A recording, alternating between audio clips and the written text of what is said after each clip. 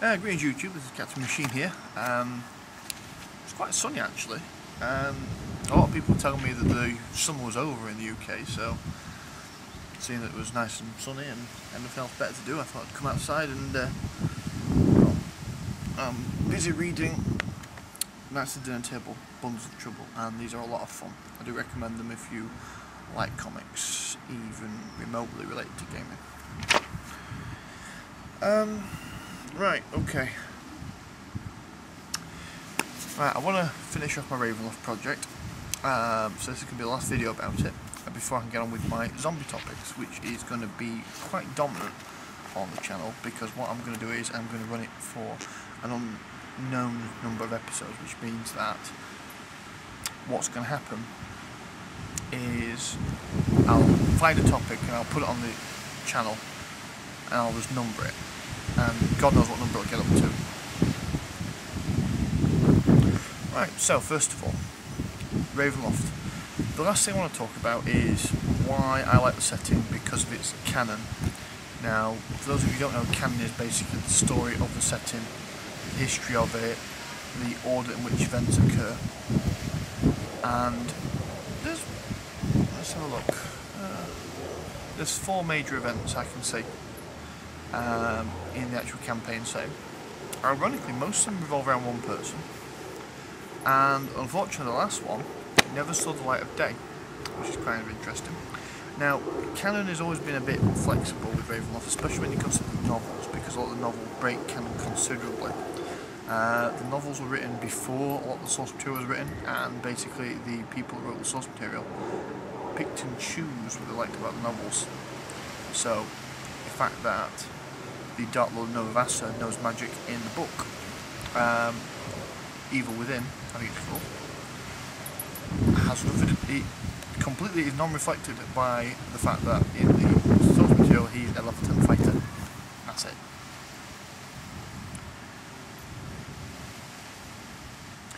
Right, okay. The first major event came quite quickly,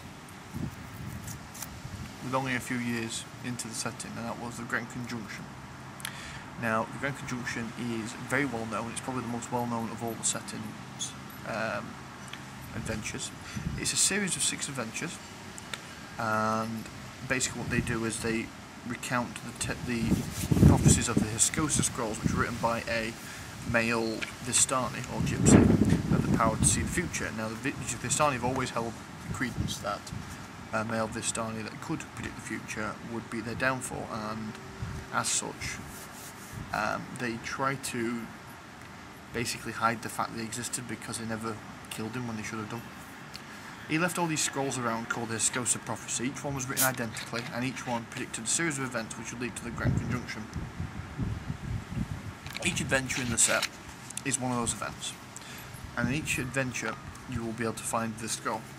So when you first start the campaign and you get the first scroll, it doesn't make a lot of sense, but when you get to the second or third adventure, you start finding the same scroll over and over again, which is interesting because that means you end up with like 6 or 7 player handouts of the exact same thing, and they start to see the prophecies occurring, and then they start hunting down, and they start, well, once they figure out the prophecies take effect, it's like, what does the prophecy mean, what's going to happen?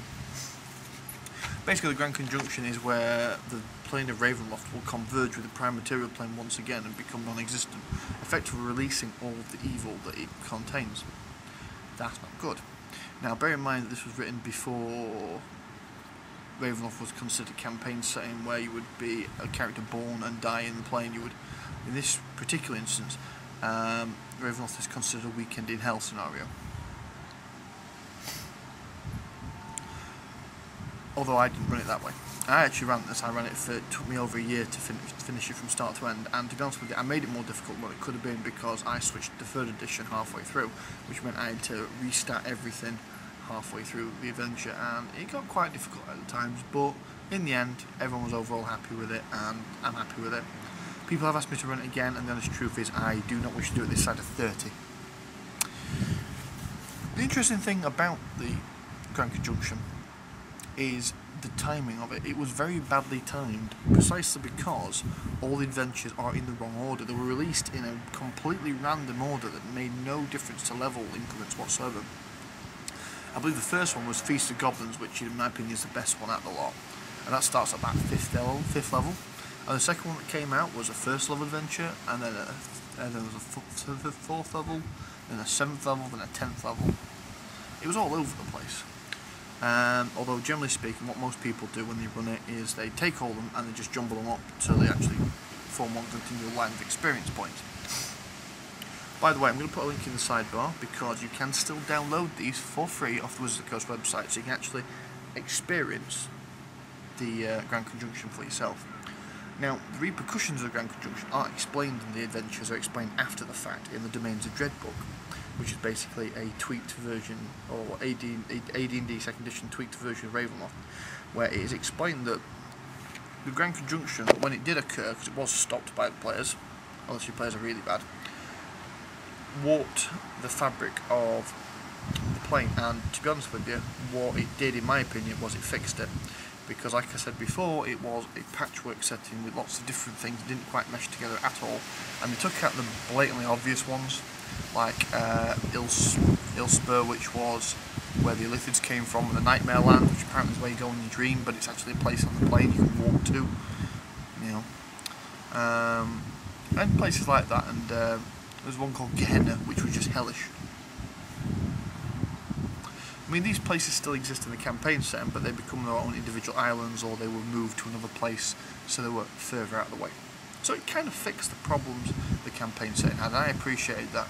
It made it a lot easier to suspend disbelief. I mean, there are a couple of issues I have with it from time to time, like how major trade routes go through Falconian, which is this massive dystopian militaristic setting that nobody likes, but for some reason nobody can be asked to build a road around it as opposed to dealing with the ones that go through it. Right, and that to me put it on the map. That said, not only are we prepared to write massive spawn adventures, but we're prepared to fuck with the setting as well. We're prepared to redraw the map, and here's the biggest problem I have. We did redraw the map. Now, it does bear certain similarities to the first one, although there are some key differences. Certain domains have moved, certain domains have changed size, like Barovia changed size, or Bavaria, as people like to say it. One of those two is right, the other one is completely wrong. Certain domains were absorbed into other domains, and one domain was rotated 90 degrees and shoved somewhere else, which was kind of interesting. So yeah, you know, once you do something like that, all bets are off, and it becomes very interesting to see how the campaigns that have progressed from there on in. The second big adventure that took place, oh by the way, the villain of the first one is Azalin, the Lich Lord, who is basically doing this to get back at Strahd, and also to escape as well, because he likes the idea of escape. In fact, pretty much all of Azalin's plots involve escaping, because he figured out quite quickly where he was and what this predicament was, and he has been trying to get out ever since.